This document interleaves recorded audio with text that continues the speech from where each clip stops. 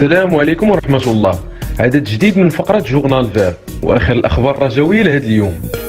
أول خبر في هذا اليوم جورنال فير جاء عنوانه: الرجاء يعبر عن ارتياحه بعد قرار إعادة مباراته أمام الدفاع. ونشر فريق الرجاء الرياضي بلاغ عبر صفحته الرسمية بموقع التواصل الاجتماعي فيسبوك بعد قرار الجامعة الملكية المغربية لكرة القدم بإعادة المواجهة ديال النادي الأخضر أمام الدفاع الحسني الجديدي برسم مؤجل الدورة التاسعة من البطولة الوطنية الاحترافية. ووضح النادي الأخضر عبر البلاغ ذاته أن الفريق طالع بارتياح على القرار الصادر يوم أمس على اللجنة المركزية للتأديب التابعة للجامعة الملكية بخصوص ملف لقاء نادي الدفاع الحسني الجديدي والرجاء الرياضي برسم مؤجل الدورة التاسعة. وضاف فريق الرجاء أن النادي كيحترم القرار المذكور وقرارات المؤسسات الوطنية الصاهرة على الشأن الكروي وخاصة القضائية منها. واختتم في نفس البلاغ أن فريق الرجاء الرياضي كيواصل تحضيراته المبرمجة سلفا لاستئناف مباريات البطولة الوطنية الاحترافية واللي غيستهل بمؤجل الدورة التاسعة بمواجهة الدفاع الحسني الجديدي يوم 27 يوليوز المقبل على الساعة 8 مساء. من جهة أخرى أكدت جماهير الرجاء الرياضي أن قرار إعادة برمجة مباراة الدفاع الحسني الجديدي نصف النسور، وشرط أن القانون في الملف المذكور كان واضح من البداية حسب تعبيرها، بحكم أن لعب المباراة في ذاك الوقت كان مستحيل.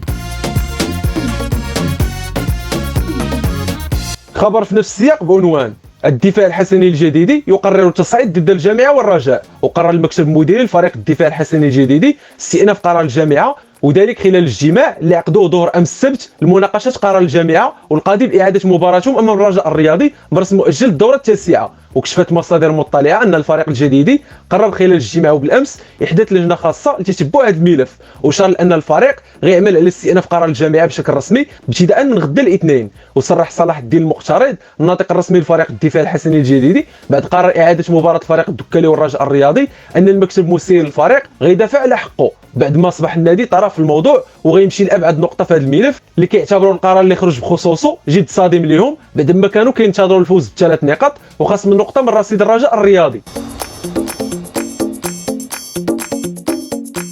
جواد الزيات يوجه رسالة خاصة لجمهور الرجاء الرياضي. واعتبر جواد الزيات رئيس فريق الرجاء أن فريقه قدم موسم استثنائي بحكم أنه كيواصل سباقه الفوز بدوري أبطال إفريقيا وكأس محمد السادس للأندية العربية البطالة، إضافة للمنافسة بقوة للظفر بلقب البطولة الاحترافية. وهنأ جواد الزيات في تصريحات ليه كل الرجاويين على موسمهم الاستثنائي، واكد ان الظروف اللي كيعيشها النادي وعموم المغاربه جراء الازمه الصحيه الاخيره فرضت على المكتب المسير للفريق تعبئه واستنفار كبير من اجل الاقتراب من اللاعبين والطاقم التقني ورفع معنوياتهم من اجل مواجهه اكراه ضغط المباريات خلال الفتره المقبله. وقدم جواد الزيات شكر لجمهور الرجاء الرياضي لوقوفه الكبير الى جانب اللاعبين ودعمه للنادي قبل وبعد الازمه الصحيه، ودعاهم لمواصله الوقوف لجانب الفريق من اجل تاكيد صحوه العام الماضي اللي توج خلاله بلقب كاس الكونفدراليه الافريقيه والسوبر الافريقي، وطلب منهم مواصله المسانده للفوز باكثر من لقب هذا الموسم لتاكيد الاستثناء الرجاوي.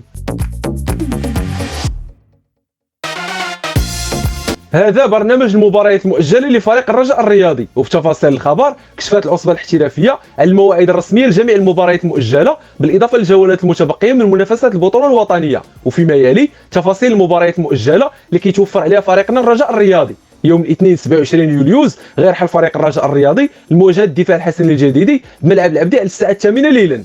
يوم الخميس 30 يوليوز غيصادف فريق الرجاء فريق نهضه الزمامره بمركب محمد الخامس على الساعه 10 ليلا. يوم الاحد 2 غشت دائما بمركب محمد الخامس غيلعب فريق الرجاء الرياضي ضد فريق يوسفيت برشيد مع الساعه 8 ليلا. يوم الاربعاء 5 غشت غيسافر فريق الرجاء لتطوان باش يلعب لقاء ضد المغرب التطواني بملعب ثانيه الرمل مع الساعه 8 ليلا. ونهار السبت 8 غشت غيختتم فريق الرجاء الرياضي مبارياته المؤجله بمواجهه اولمبيك اسفي بمركب محمد الخامس بالدار البيضاء على الساعه السادسة مساء.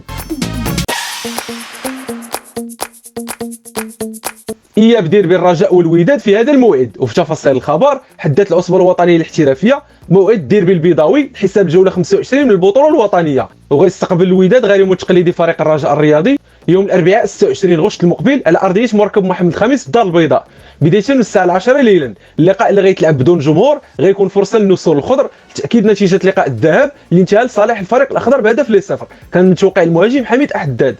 اياب الديربي البيضاوي غتكون النتيجه ديالو حاسمه في تحديد ملامح بطل الدوري الاحترافي لهذا الموسم، خاصه ان الترتيب غيكون واضح بعد اجراء جميع المؤجلات اللي كنتمنوا ان فريق الرجاء الرياضي يستغلهم احسن استغلال ويكسب فيهم النقاط الكامله للقبض على الصداره ومواصله المسار الناجح هذا الموسم ان شاء الله بتحقيق لقب البطوله رقم 12 في تاريخ النادي.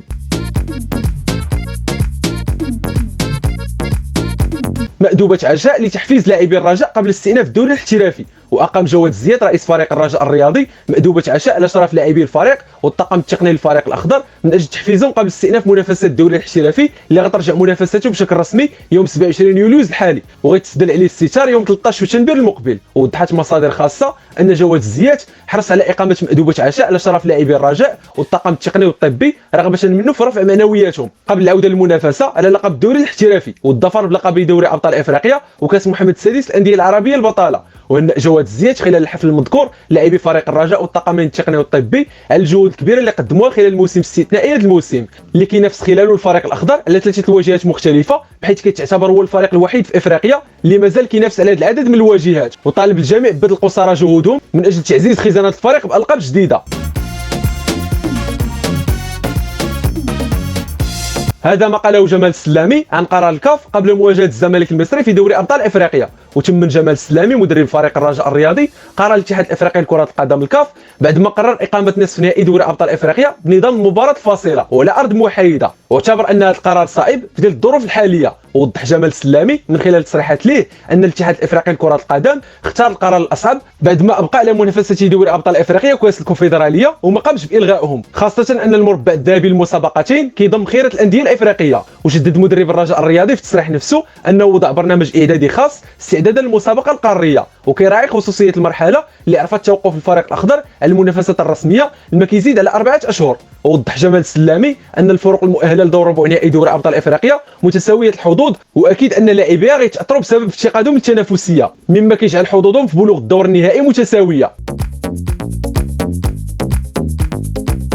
يهم الرجاء الكاف يجتمع هذا الاسبوع لتحديد مستضيف مباريات دوري ابطال افريقيا. وقال الكاتب العام للاتحاد الافريقي لكرة القدم الكاف عبد المنعم باه ان المؤسسه الوصيه المستديره بالقاره السمراء غتجتمع هذا الاسبوع لتحديد مكان اجراء نصف نهائي ونهائي مسابقه دوري ابطال افريقيا بعد ما قدمت الكاميرون اعتذارها على استضافتها لدواعي صحيه. ووضح عبد المنعم في حديث الجمعيه كتضم الصحفيين الجنوب افريقيين ان الاجتماع اللي غتجري لجنه المسابقات بشان البلد المحتضن لمباريات الرجاء والزمالك والوداد والاهلي غيسفر على توصيات غترفع لجنه الطوارئ داخل جهاز الكاف قصد الحسم فيها بشكل نهائي. وكانت كل من مصر رواندا تونس والمغرب حسب بعض التقارير بلغت الاتحاد الافريقي بجاهزيته لاستضافه المباريات المذكوره، واللي من المقرر انها تقام شهر شتنبر المقبل بعد تاجيل لفرضته الاوضاع الصحيه. نمر معكم لفقره ميركاتو ونشوفوا شنو تقال على الميركاتو الرجاوي في مختلف المنابر الاعلاميه.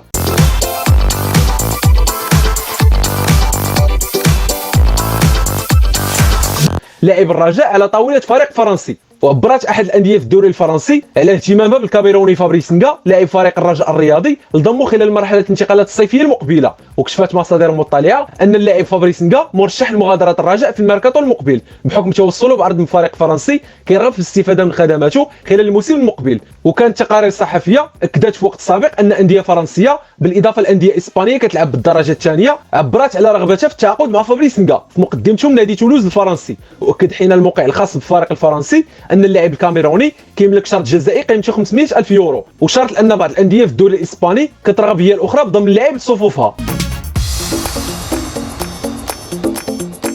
وكيل مالونغو وانغوما يعرض خدمات ماكوسو على الرجاء. وفي تفاصيل الخبر عرض فاوستينو موكونديلا وكيل لاعبي الرجاء الرياضي فابريس نغوما وبين مالونغو نغيتا خدمات المهاجم جون مارك ماكوسو على اداره الفريق الاخضر. وجات خطوه وكيل لاعبي الرجاء بحكم العلاقه الجيده اللي ولات كتربطوا بهم، بالاضافه لعلمه بقرب رحيل حميد احداد على الفريق وحاجه جمال السلامي المهاجم اخر لتعويض الرحيل المرتقب ديال لاعب الزمالك المصري هداف فيتا كلوب الكونغولي اللي سبق واحترف بفريق ستوندار دو لياج البلجيكي. صرح مؤخرا لموقع البطوله بكونه منفتح على اللعب بالبطوله الوطنيه لاحد الانديه الكبيره بالدوري الاحترافي، وزاد انه مازال كيتذكر الاهداف اللي سجلها ضد فريق الرجاء بكاس الكاف الموسم الماضي. وكيف كيعرف الجميع كيبقى العائق الوحيد اللي جاب المهاجم الكونغولي جون مارك ماكوسو هو توفر فريق الرجاء على 4 اجانب في الفريق ما كيمنع انتدابه في الفتره الحاليه، اللهم الا تم تغيير القانون او تم مغادره فابريس نغا للفريق نهايه الموسم الحالي. جدير بالذكر ان اللاعب ماكوسو كان ضمن اهتمامات اداره الرجاء الموسم الماضي الى جانب نهضه بركان اللي كان قريب يوقع عليه قبل ما يتعرض للاصابه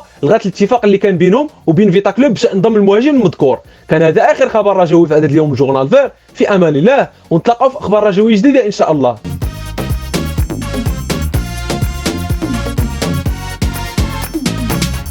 إلا بان لكم العمل ديالنا كيستاهل التشجيع ما تنساوش الاشتراك في القناه والاعجاب بالفيديو وتخليو شي تعليق فيه ارائكم وتشجيعاتكم وحتى انتقاداتكم البناءه.